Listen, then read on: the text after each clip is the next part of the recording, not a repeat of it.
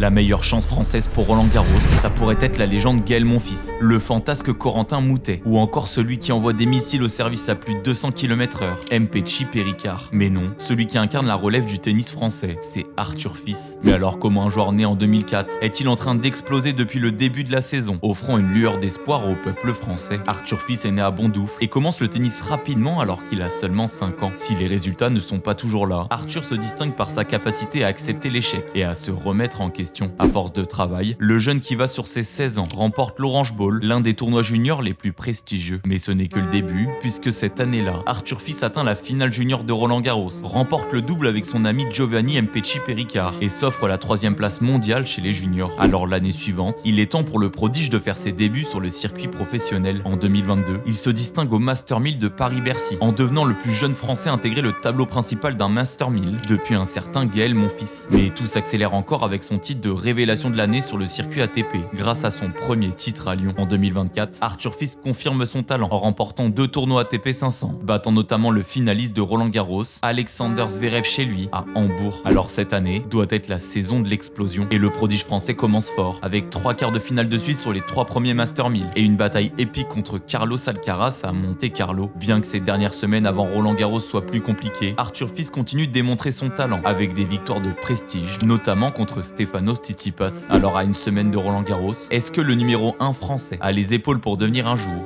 le successeur de Yannick Noah?